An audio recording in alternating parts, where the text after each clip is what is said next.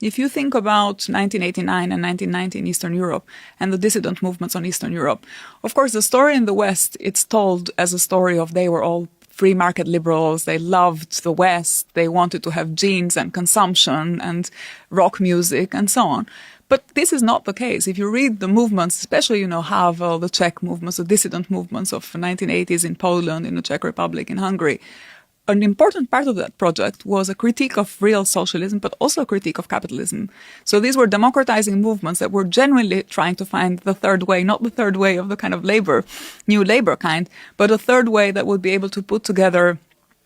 perhaps the more positive aspects of a socialist project, this attention to social justice, or the attention to certain gender questions, or the attention to anti-colonial struggles, with also critique of the lack of democracy and the bureaucratization of the rigid way in which the socialist Stalinist regime, but even just socialist regimes, even after Stalin in the Soviet Union, operated. So I think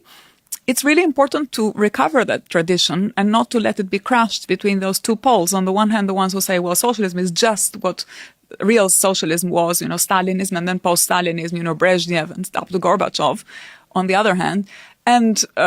or it's capitalism, it's free markets, it's Hayek, so I think this is where I believe it's really important also for the left to be able to engage and to carve a space between those two poles.